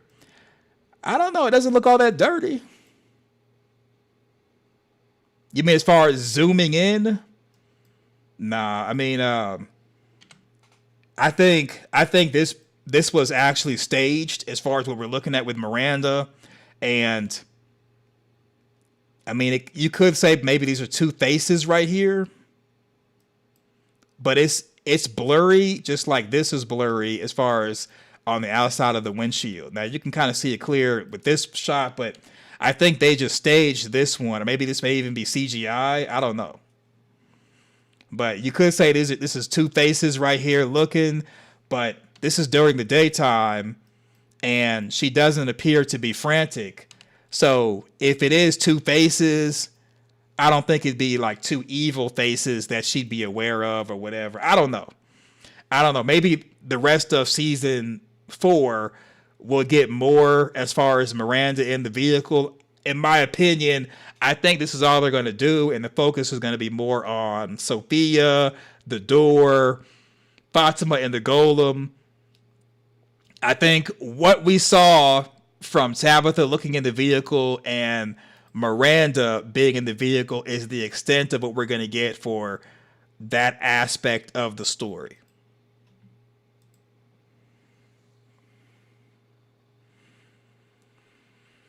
So,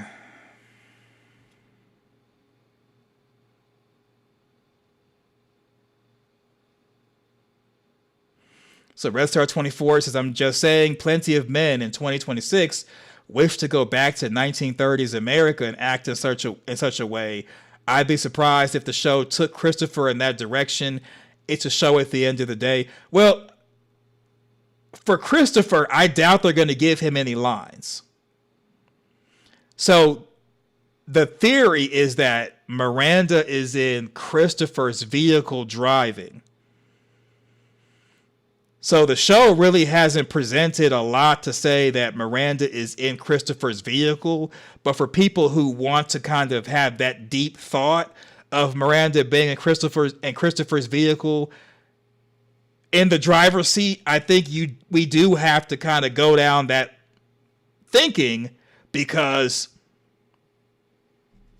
what else do you have that could really just say, well, this is a muscle car, and this is Christopher's muscle car. Miranda's in Christopher's muscle car. And it's like, well, okay, if you're going to say that Miranda's in Christopher's muscle car, why would Miranda be in the driver's seat of Christopher's muscle car? That's right here. If you're going to make that type of stretch, what reason would Miranda be in the driver's seat of Christopher's muscle car in the late 70s, early 80s? So this is supposed to be a muscle car. Well, so Christopher's vehicle is a muscle car. That's how it looks to me when they looked at it. I think it's a Dodge something. During the episode of season 2, episode 5, they show more of the vehicle. It looks like it's a muscle car, but Miranda being in a muscle car is what is questionable.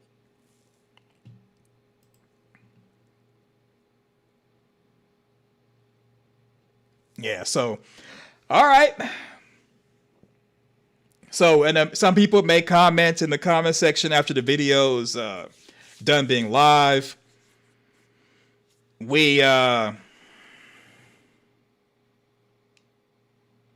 So stronger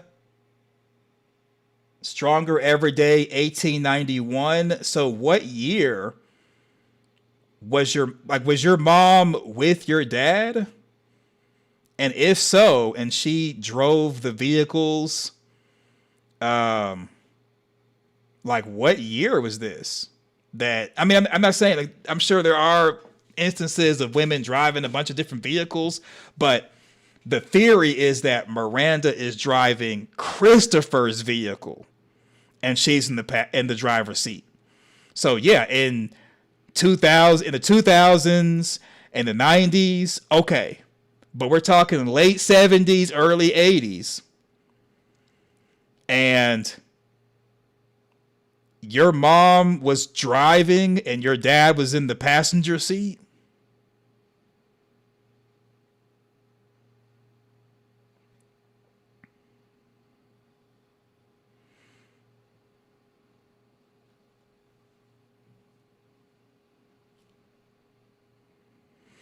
So B Brock VA says a muscle car would have a stick, not an automatic. I don't know about that because there are some muscle cars that are automatic. There are some automatic muscle cars. Now, back then, I think there were some muscle cars that were automatic. So I don't know about that one. Christopher's in the trunk. When you think about what makes a muscle car, it's the having a bunch of horsepower, and basically it's designed to race. So vehicles that are designed to race professionally in America are considered muscle cars because it has a lot of horsepower. So either designed to race or designed to do heavy duty things such as moving things, transporting things would be considered a muscle car because it has a lot of horsepower. A Volkswagen is what would be considered are they a sedan? Let me look up what a Volkswagen is. Like there's different slang terms for vehicles.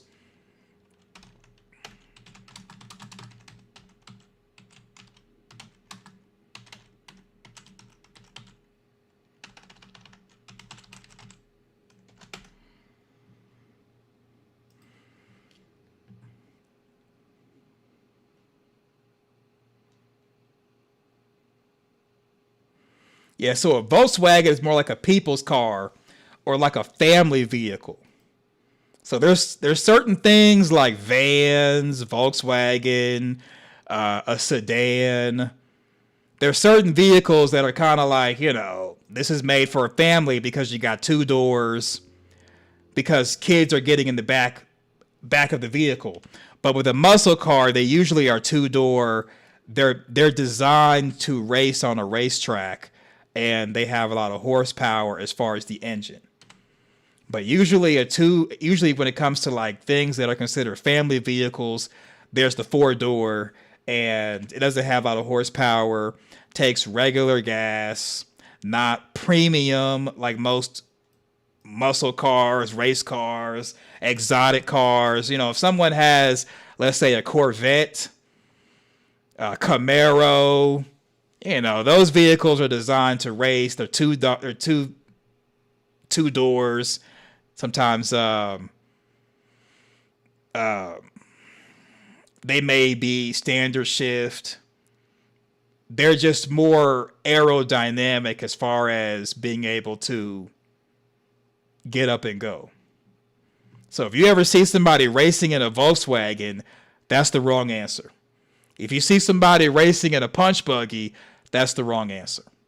You could possibly race in a pickup truck, but pickup trucks are muscle cars made for for hauling things. So, and then you have all-terrain vehicle like a Jeep. And I'm not trying to kick anyone's back in or anything. It's just okay, so Michelle Williams says, I was definitely able to drive my boyfriend's muscle car back in the 80s. I didn't really like to, but I could if I wanted to. So the key part of Michelle's statement is, I could if I wanted to. So in my opinion, yeah, you got a woman that you're entertaining. You want to let her drive to maybe impress her or to make her feel good. Okay, cool. What we're saying, or what the theory is that Miranda is driving Christopher's car, and I mean, there's no Christopher anywhere in sight. So this is like a serious excursion, not a, I want to try to play trampoline later on. Let her drive to make her feel good to play trampoline. No. We're talking like that. She's just driving it like just driving it. But like you said, you could if you wanted to. Okay, so Michelle says, I drove it sometimes for sure. Okay.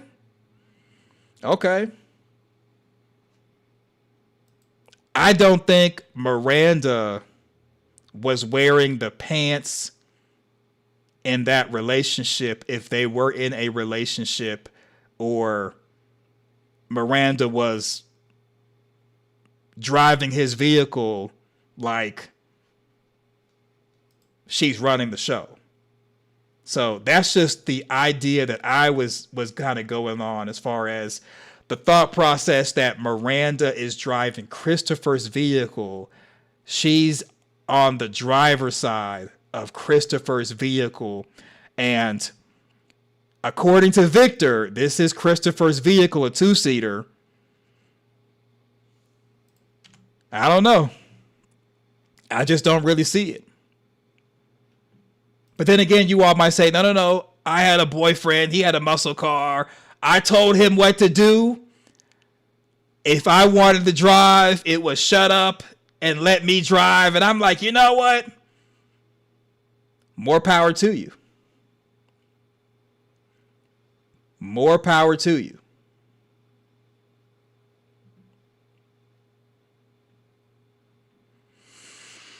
All right. So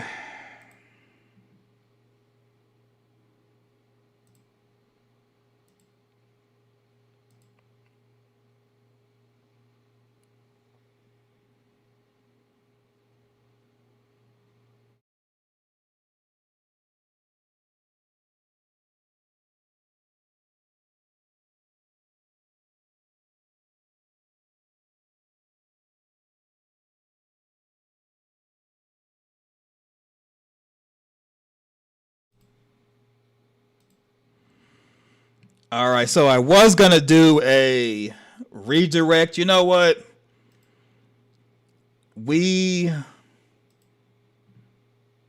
I'll look at the screenshots and stuff that was sent. We'll do that. We'll save that for Friday. Yeah, because I said I was going to go live Friday. So we'll save that for Friday, and maybe I may do a pre-show on that. It's just pictures that were sent, and that's about it. So I'll probably do that on Spade Parkland TV. We'll do that and kind of go from there. So Red Star 24 says, does Christopher look like he wears the pants? Well, I don't know. I mean, according to Victor, he's in a muscle car. So I imagine that even if he didn't wear the pants in the late 80s, I imagine even if he didn't wear the pants, he wouldn't be like, you can drive my vehicle. But I could be wrong. I could be completely wrong. I don't know.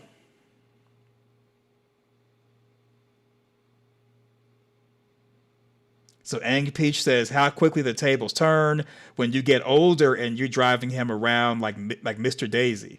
Well, I mean, if he can't see and he's disabled and all that, that's that's a different story. But we're talking late 80s. No, early 80s, late 70s. I don't know. I just really don't see a scenario where Miranda is on the driver's seat or driver's side of Christopher's muscle car. I just don't see it. And then even if we're like, yeah, this is the thing, when looking at the vehicle, you would have to compare the inside of Christopher's vehicle to the inside of this vehicle. And we don't really get an inside of Christopher's vehicle besides the trunk. So you could say, well, this makes it a muscle car, or this would make it, that vehicle right there. But I personally would need more to compare to, not simply saying, well, it's leather on the inside. Look at this part of the steering wheel. I would need more to go off of, because in the scene, we're seeing Tabitha look inside of Miranda's vehicle, and we're assuming that she's flashing back to being Miranda. So I'm assuming that this is Miranda's vehicle, and that's the reason why she's on the driver's side, or in the driver's seat of the vehicle, because it's hers. But to say, no, this is not the same vehicle. Miranda is driving Christopher's vehicle. Now I would need more information to be sold on it.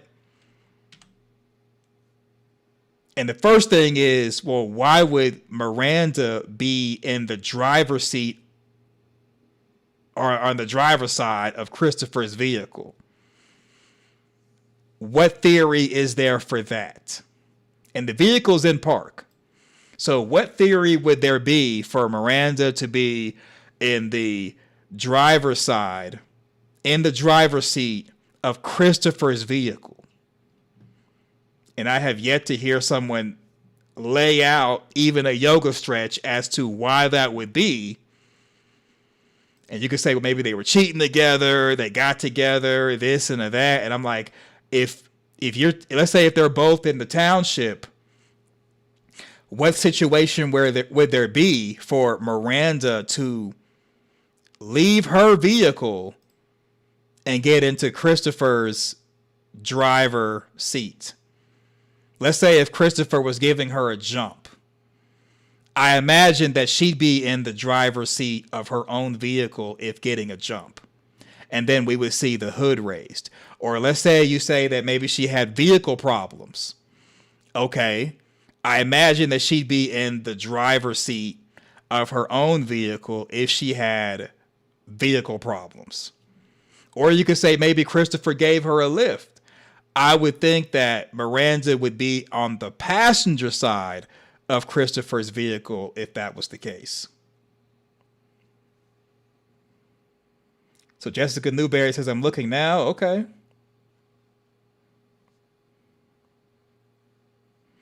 So Jessica says she was told the car logo was on both cars. I don't know. Very difficult to see what that is, because the logo could be there.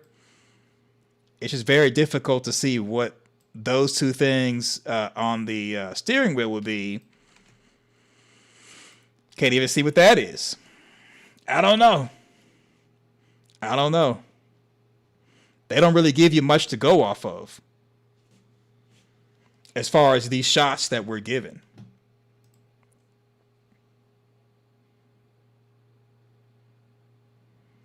So Jessica says, I drive a Jeep Wrangler. I was told the car name was in both cars. Look by the glove box. Of these two shots? Or you talk, because remember, when Victor was at the glove box, he was looking at the vehicle that the man in yellow came in. So the vehicle the man in yellow came in is the vehicle that Victor was in, and he was like, he found the bag, was the man in yellow's vehicle. So Tabitha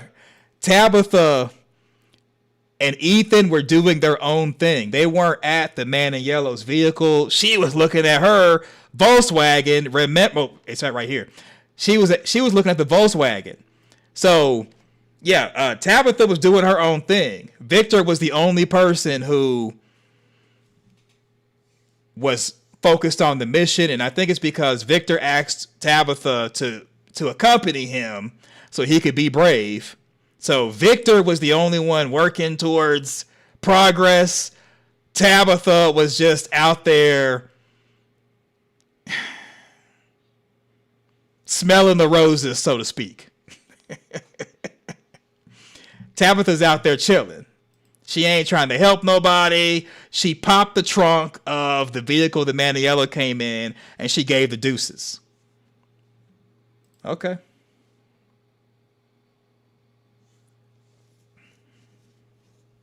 So West of Westeros says maybe Miranda's car had car issues, and she switched to the nearest car that turned out to be Christopher's car. Okay. So car issues inside the township? Because why would Christopher abandon his car and she's just getting into it and taking over like it's The Walking Dead?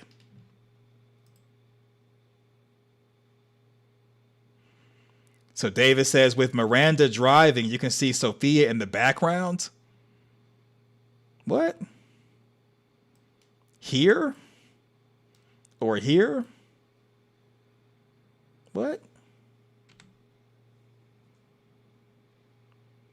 Because Victor said that the man in yellow drove in the car just like the rest of us. And Victor went to Victor went to the man in yellow's vehicle, which is different than the vehicle that Tabitha went to.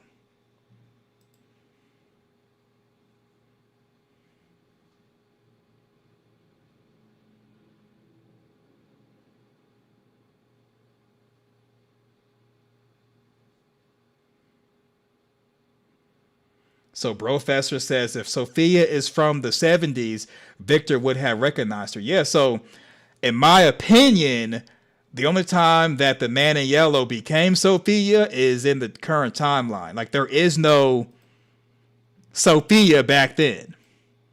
Like, the Sophia costume is different. And it's maybe the first time he's used it, let's say in a decade or two, or maybe even longer than that. Because like Professor said, Victor would have recognized her if Sophia was used back then. So I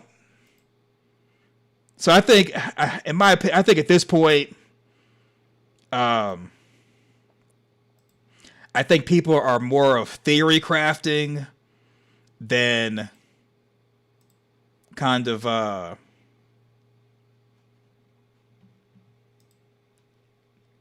trying to, like,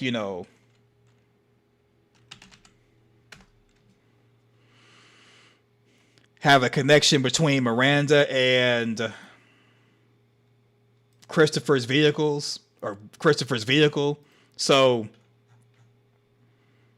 and nothing wrong. Oh yeah, thank you, Face Your Dig, for posting that we're live. I appreciate that. So there's a Fromily Discord, and you know what? There's a server in the Discord called All Things From for our Fromily. I think this is the one that we're going to be using.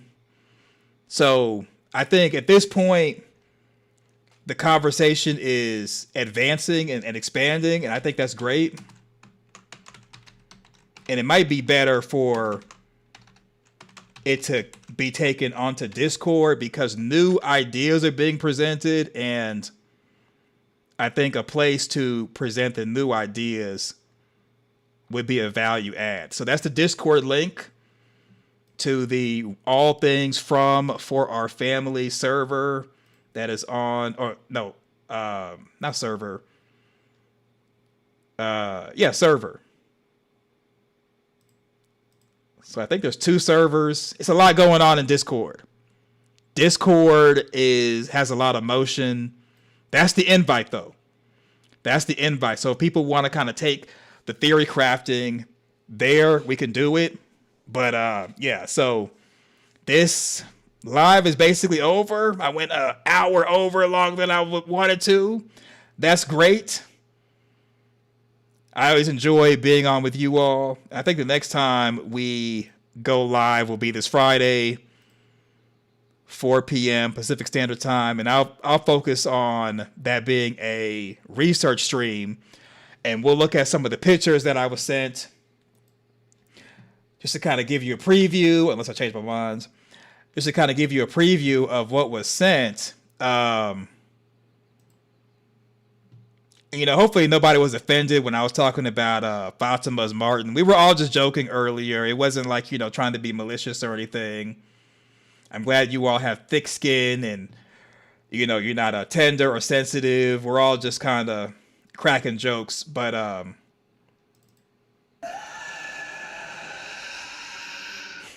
know some people are like, no, Spade, I hate that you did that. He made such funny noises. Yes, he did. Yes, I did. So we'll look at some pictures that talk about Boyd and possibly from being assimilation. We'll do that on the research stream this Friday. And I'll change the preview of that on Spade Parkland TV. So yeah, continue the conversation on Discord. Okay, so Ange P says it's fun. Yeah, okay, it's all fun. We're all just cracking jokes. We're going to get them home. That's what the goal is. We're going to get them home. And also, I think somebody was upset about the map that I made, or not that I made, that I used. And they were saying there's no way that map is accurate as far as showing Boyd going underground. And my response is, it's not made to scale. When you're in Colony House, when Jade goes past the door, if what is beyond the door that he saw in the mushroom trip is the same way, that long hallway would lead underneath the boulders that Father Khatri was meditating at. That's all I'm saying. Because when you look at From as far as on Google or a fan-made map, the township is not that big. From Colony House to the town is like a minute and a half walk. It just seems that it's a longer walk because the characters are not walking normal speed. They're just strolling because they have nowhere to go. They cannot leave the township, and they don't really have a sense of urgency. Even the boy in white, when telling them, hey, you're getting so close, but you're running out of time, Tabitha was looking like, what you mean? We got all the time in the world. There's not a sense of urgency in the township. A lot of them are just focused on surviving, and they've accepted being in the township, and that's why they just all are kind of strolling when they walk. You can't save them all. Yeah, you can't save them all, and they're all just chilling, even though you can't save them all. All right, so Michelle says, upset. I am not upset if some people do not make it. I understand. But we'll get them home, y'all. We are going to get them home. All right. Not if you're dead. If you're dead, you're not going home. Yeah, if you're dead, you're not going home. So Michael Sullivan, Fatima is Martin award is an honor. It is. It's almost like a rite of passage. It's a rite of passage to say something, and it's been deemed that your statement is so out there that it is basically equivalent to, in season 2, when people were kind of like babbling and saying, you know what? Here's my theory. I think Fatima is Martin. That's how crazy it got back then. And it's almost a badge of honor to receive that. As far as being awarded. If you say something that is so far out there, it's Fatima is Martin, that means you are knee deep in thought to the point where you are crazy. So it's a badge of honor. It's a badge of honor. It's equivalent to the Medal of Freedom. That's how big it is. Yep. Yeah. So congratulations to all the winners. Really? Yep. Congratulations to all the winners. Isn't that dangerous? It is. To be in deep thought like that, it is dangerous, but when you do it and you survive, it is a badge of honor. All right, enough being silly. Enough being... So Mike has saluted. Yes. So Michelle says, I got the Fatima is Martin Award for my Henry Haight. Yes, you did. Yes, you did. Some of you all are repeat winners. Some of you all are actually automatic winners. You enter the chat and it's just like, I'm not even going to give you the award. You are a permanent recipient. We really just started the Fatima is Martin, and some of you all are already lifetime achievers.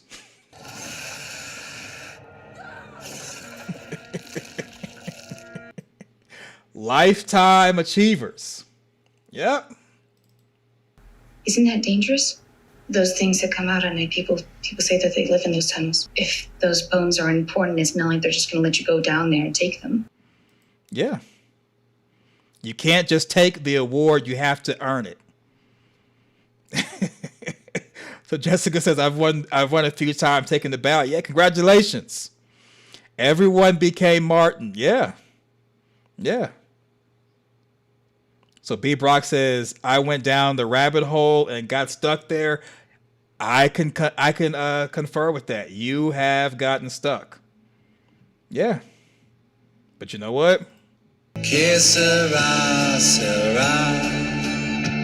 Whatever will be, will be. Yep, whatever will be, will be. All right, y'all. We're going to end this. We'll be on here all day, all night. And I was only supposed to be on here 30 minutes. And it's been 2 hours. It's been fun. It has been fun. All right, so no redirect tonight. No redirect. I know. No redirect. I'm going to watch the finals.